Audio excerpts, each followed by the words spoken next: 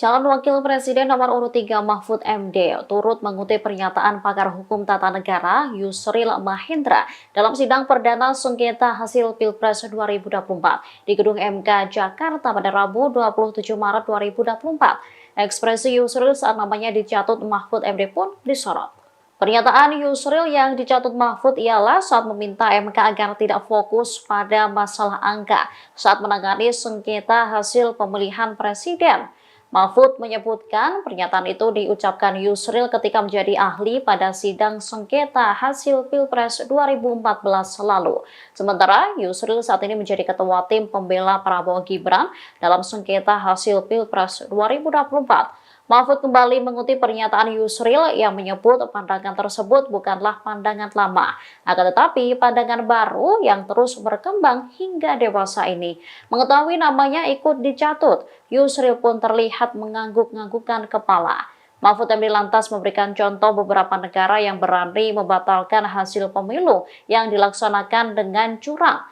Negara-negara itu diantaranya Australia, Ukraina, Bolivia, Kenya, Malawi, dan Thailand. Harian Media Indonesia 7 Juli 2009 menulis editorialnya dengan judul Hormat untuk Mahkamah Konstitusi yang alinea pertamanya dimulai dengan kalimat untung ada Mahkamah Konstitusi. Majelis Hakim yang mulia, salah satu kunci pernah banjirnya apresiasi terhadap MK adalah keberanian MK dalam membuat landmark decisions. Keputusan monumental dengan berani menembus masuk ke relung keadilan substantif sebagai sukma hukum, bukan sekedar keadilan formal prosedural semata. Dalam hal pengujian undang-undang misalnya, teori OPL atau Open Legal Policy itu lahir atau sekurang-kurangnya secara resmi digunakan pertama kali oleh Mahkamah Konstitusi.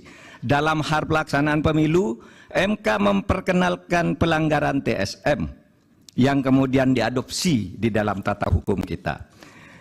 Mahaguru Hukum Tata Negara Profesor Yusril Iza Mahendra saat ikut menjadi ahli pada sengketa hasil pemilu 2014 dan bersaksi di MK pada tanggal 15 Juli mengatakan bahwa penilaian atas proses pemilu yang bukan hanya pada angka harus dilakukan oleh MK. Pandangan ini bukan pandangan lama, melainkan pandangan yang selalu baru, yang justru terus berkembang sampai sekarang. Menjadikan MK hanya sekedar mahkamah kalkulator, menurut Pak Yusril, adalah justru merupakan pandangan lama yang sudah diperbarui sekarang. Di berbagai negara judicial activism banyak dilakukan oleh Mahkamah Konstitusi maupun Mahkamah Agung. Beberapa negara membatalkan hasil pemilu yang dilaksanakan secara curang dan melanggar prosedur seperti Australia, Ukraina, Bolivia, Kenya, Malawi. Download Tribun X sekarang, menghadirkan lokal menjadi Indonesia.